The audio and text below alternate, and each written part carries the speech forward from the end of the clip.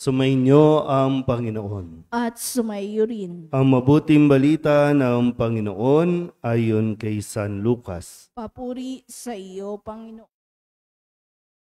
Noong panahong iyon, si Jesus ay tinanong ng mga Pariseo kung kailan itatatag ang kaharian ng Diyos. Sumagot siya, ang pagsisimula ng paghahari ng Diyos ay walang makikitang palatandaan at wala ring magsasabing nagsisimula na roon o rini, sapagkat ang totoo'y nagsimula ng maghari ang Diyos sa puso ng mga nananalig sa Kanya. At sinabi niya sa mga alagad, darating ang panahong hahangarin ninyong makita ang isa sa mga araw ng Anak ng Tao. Ngunit hindi ninyo makikita iyon. At may magsasabi sa inyo, naroon siya o narini siya.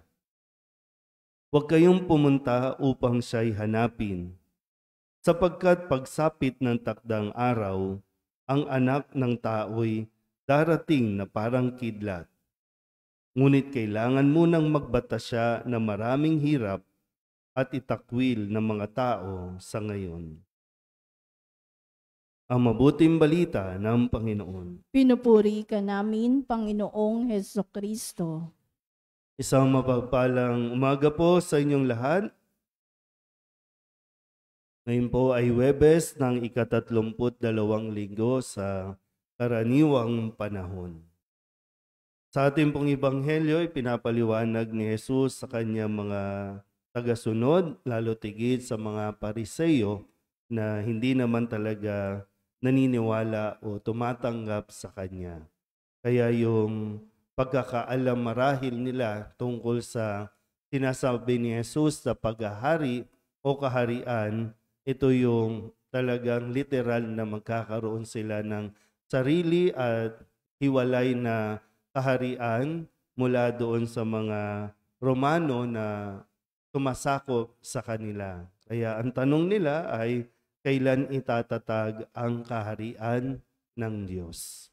Kaya ngayon, sabi ni Jesus sa kanyang sa mga nagtatanong, matagal nang naghahari ang paghahari ng Diyos sa mga taong marunong manalig at tumatanggap sa Kanya.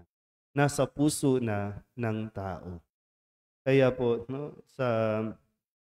ano ba pag sinabing o ano ba ang ating pag-unawa doon sa paghahari ng Diyos? Ano bang mayroon sa kaharian ng Diyos na binabanggit na rin naman ni Jesus? Sa ilang mga ebanghelyo na ipinahayag, ang sabi ay, doon sa tahanan ng aking Ama, maraming silid. Sabi niya, madalas natin naririnig ito sa mga pahayag, lalo na kapag may paglilibing, na sinasabing doon ay maraming silid at ihahanda niya ang silid para sa atin. So, sinasabi din na doon sa langit ay wala ng away-away, wala ng gulo, wala ng problema, wala ng kagutuman. Ganon kaganda ang paghahari o ang kaharian ng Diyos na nawa ay inaasam-asam nawa natin na makita. Hindi lahat ay makakapasok. Hindi lahat ay makakakita. Sabi nga rin ni Jesus dito, pero hindi ninyo iyon makikita. Pero totoo na nais ng Diyos na tayo po ay makaranas. Kaya nga dito pa lang, ipinaparanas na sa atin ang kaharian ng Diyos. Kaya sa unang pagbasa, sa Aklat ng Karunungan, ipinapakilala sa atin ng ilan sa mga attributes, ilan sa mga pagpapakilala, sino ba si Jesus? Ang karunungan at si Jesus ay iisa. At hindi ito, sabi nga po, ang sino mang makasumpong ng karunungan ay magkakaroon ng kapayapaan. So sana po, ito yung tangi nating hangarin at hinahangad kung tutusin ang atin pong, sabihin natin, kalooban, no? Yung ating kaluluwa ay talagang inaasam-asam na makita ang araw ng pagdating ni Jesus.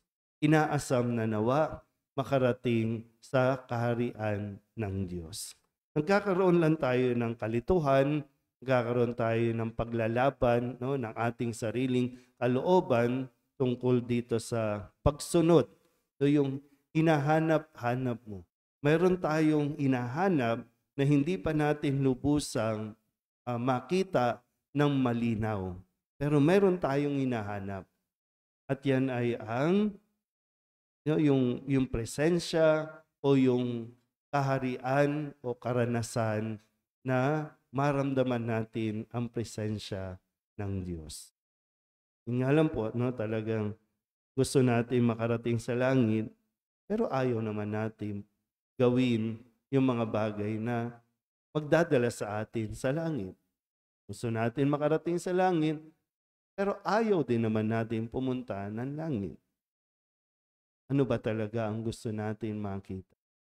Ano ba talaga ang ating gustong maranas? Pero ito po, no, sabi nga, definite yan, darating at darating sa Jesus, babalik at babalik siya. Amen?